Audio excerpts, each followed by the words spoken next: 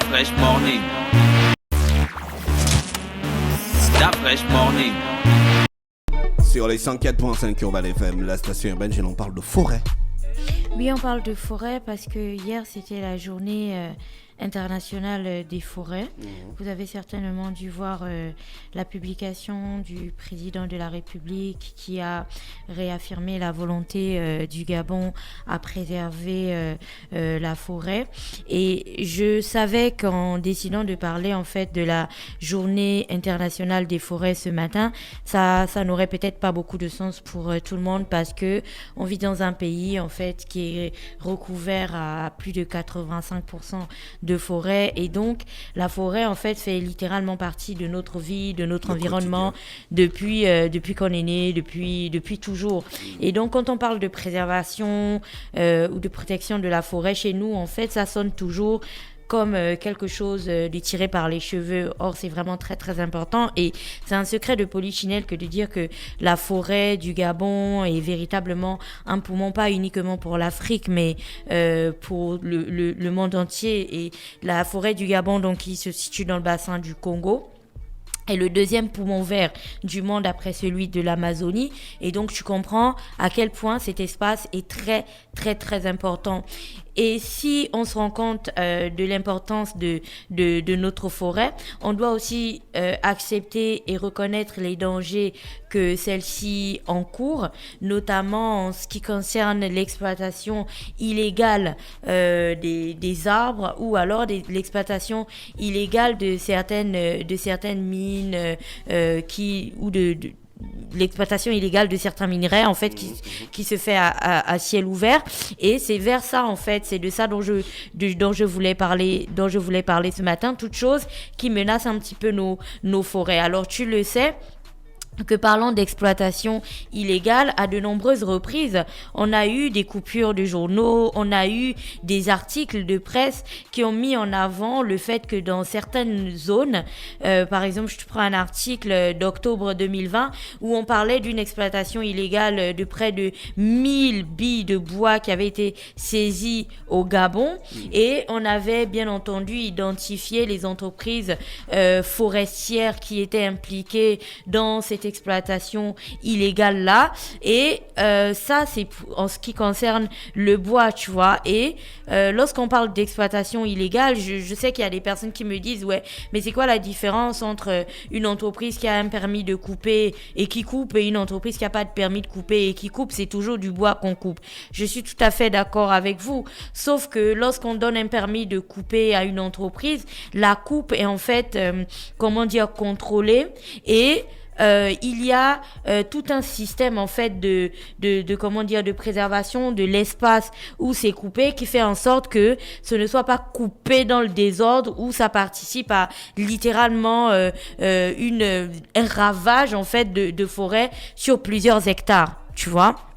Et après, on ne coupe pas n'importe où aussi, parce que il y a des espaces qui sont des véritables refuges pour les animaux, ou des espaces qui sont de véritables refuges ou des véritables écosystèmes pour la conservation de plantes qui rentrent dans la pharmacopée et ainsi de suite. Et donc, tu ne peux pas, par exemple, te lever aujourd'hui et puis partir à l'arboretum Raponda Walker pour peu que tu aurais vu un magnifique okoumé là-bas et te dire que tu vas aller le couper, tu vois. Tu peux juste pas le couper comme ça. D'où l'intérêt d'avoir des permis de construire et de respecter les permis de construire. Mais à côté de ça, tu as aussi l'exploitation illégale de plusieurs choses. Et je pense que ces derniers temps, la semaine dernière, vous avez dû voir tout le choc ou toutes les informations, tout le bruit médiatique qui a été fait sur toutes ces mines d'or clandestines qui sont nées ci et là, parfois même dans des parcs nationaux, où il y avait un peu plus d'une cinquantaine d'orpailleurs illégaux qui se sont retrouvés en fait en train de démolir des écosystèmes entiers pour bien entendu exploiter de l'or. Et il y avait des titres d'articles du style au nez et à la barbe du gouvernement et ce genre de choses, toutes choses qui ne permet pas en fait d'assurer une bonne protection, une bonne préservation de nos forêts. Et c'est de ça dont il s'agit aujourd'hui, lorsqu'on parle de la journée internationale des forêts, il serait important qu'on ne voit pas notre forêt comme une sorte de ressource inépuisable ou une sorte de ressource qui ne pourrait, tu sais, quelque chose qui ne prend aucun choc, quelque chose qui n'évolue pas négativement et qui, peu importe alpha, va toujours finir par s'en sortir.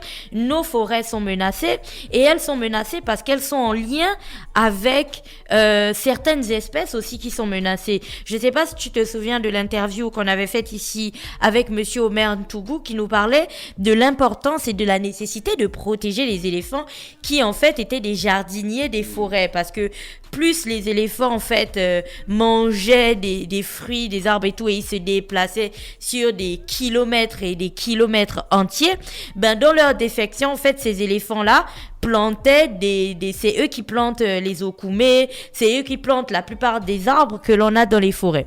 Donc plus on tue les éléphants, parce que là aussi, si tu recherches en termes de braconnage dans nos forêts, tu vas voir que c'est le combat des équipes de l'ANPN, c'est leur combat de ces 10 dernières années. Plus on avance, plus le combat devient de plus en plus rude, avec des braconniers qui ont littéralement des équipements de guerre pour en finir avec les éléphants. Donc, plus on tue les éléphants, plus nos forêts aussi sont menacées. Et donc, c'est toutes ces questions-là qu'il serait important aujourd'hui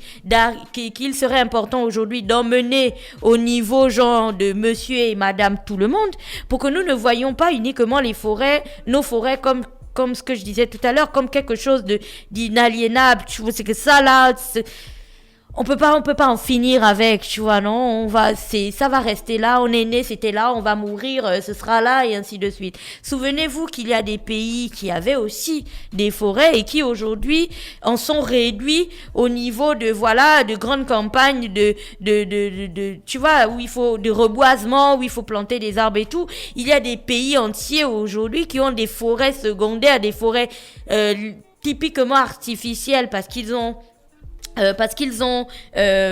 planté eux-mêmes ces arbres-là. Et si tu remarques l'emplacement que nous avons, l'Afrique centrale, en tout cas le milieu là de l'Afrique, tu vas voir qu'on est en deux déserts, tu vois. Il y en a un au-dessus de nous, il y en a un en dessous. Et les déserts, on le sait, les déserts ils avancent, tu vois, ils bougent. Bon, ils ne bougent pas à vue d'œil. C'est pas que tu regardes comme ça, c'est pas un film d'horreur et puis tu vois comment ça avance. Mais c'est une manière de dire que moins on sera sérieux dans la préservation de notre environnement, dans la préservation de notre écosystème, plus on va courir le risque en fait d'être englouti petit à petit par ces deux déserts qui nous entourent. Et quand je dis englouti, c'est clair que c'est pas vous qui allez vivre, c'est clair que c'est pas moi non plus, mais on est en train, là en ce moment, il ne s'agit pas uniquement de vous et de moi, il s'agit des générations futures, il s'agit de peut-être de 2 générations après nous, ou qu'est-ce que j'en sais, tu vois. Donc d'où l'importance aujourd'hui de commencer à réfléchir sur ces questions-là, qui sont des véritables questions de survie en fait, parce que si nos forêts disparaissent, c'est littéralement un pan de notre histoire, de nos cultures, de notre pharmacopée, de notre manière de nous nourrir, de notre manière de vivre et ainsi de suite, qui va disparaître, parce que on est des peuples de forêt, on n'est pas des peuples de désert ou de savane, ou je sais pas ce que vous pouvez penser, on est des peuples de la forêt. Dans nos us et coutumes, la forêt tient une place capitale. Donc tu comprends que si on a envie de transmettre ça aux prochaines générations, la préservation et la protection de la forêt, ce n'est pas juste une option, c'est une absolue nécessité. Voilà, c'était tout pour aujourd'hui. Merci Gina, qui revenait donc sur des questions de forêt ce matin sur les 104.5 Urban FM, la station urbaine. Stop Fresh Morning.